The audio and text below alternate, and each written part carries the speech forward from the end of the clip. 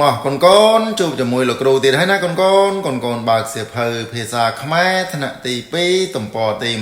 137ពេលកូនបើកហើយកូនត្រៀមអានជាមួយលោកគ្រូឲ្យខ្លាំងទាំងអស់គ្នាណាកូនតោះចាប់ផ្ដើមមេរៀនទី67វត្ថុប្រើប្រាស់នៅក្នុងផ្ទះអំណាន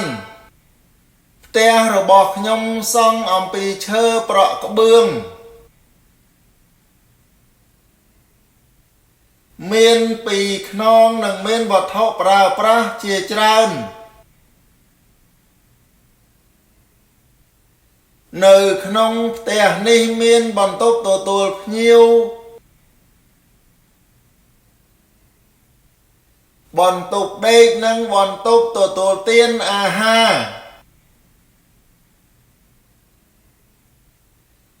បន្ទប់ទទួលភ្ញៀវមានក្តារងឿធំមួយ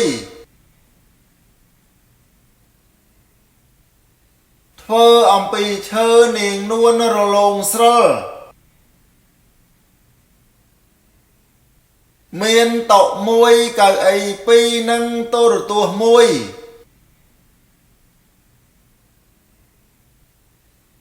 រីឯបន្ទប់ទទួលទានអាហារ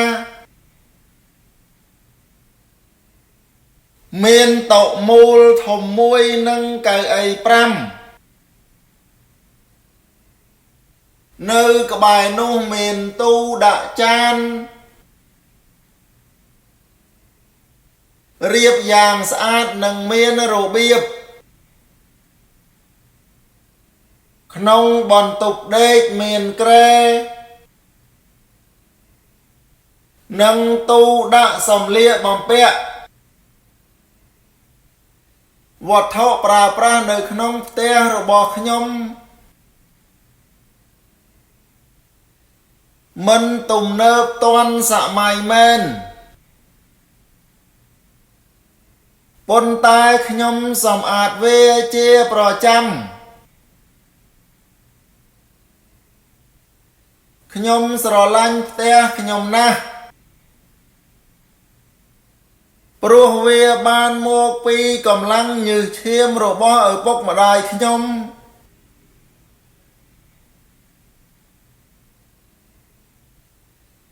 ហើយខ្ញុំរស់នៅក្នុងផ្ទះនេះរាល់ថ្ងៃ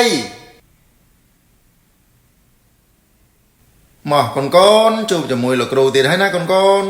បើកសៀវភៅភាសាខ្មែរថ្នាក់ទី2ទំព័រទី137ពេលកូនបើកហើយកូនត្រៀមអានជាមួយលោកគ្រូឲ្យខ្លាំងទាំងអស់គ្នាណាកូនតោះចាប់ផ្ដើមមេរៀនទី67វត្ថុប្រើប្រាស់នៅក្នុងផ្ទះអំណានផ្ទះរបស់ខ្ញុំសង់អំពីឈើប្រក់ក្បឿងមានពីរខ្នងនិងមានវត្ថុប្រើប្រាស់ជាច្រើននៅក្នុងផ្ទះនេះមានបន្ទប់ទទួលភ្ញៀវបន្ទប់ដេកនិងបន្ទប់ទទួលទានអាហារ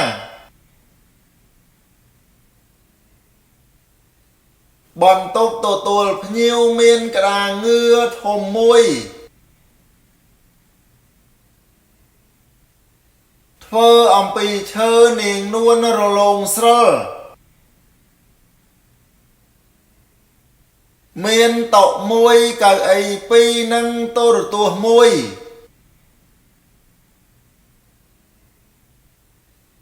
រីឯបន្ទប់ទទួលទានអាហារ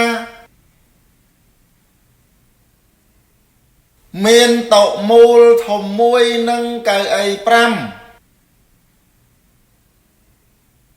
នៅក្បែរនោះមានទូដាក់ចានរៀបយ៉ាងស្អាតនិងមានរបៀបក្នុងបន្ទប់ដេកមានគ្រែ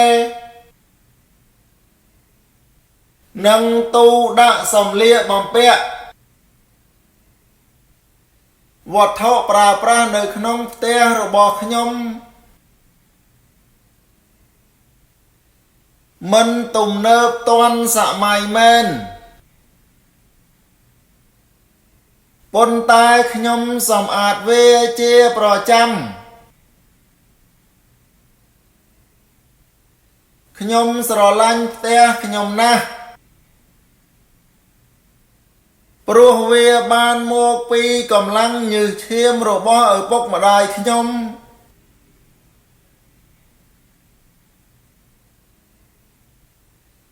ហើយខ្ញុំរស់នៅក្នុងផ្ទះនេះរាល់ថ្ងៃ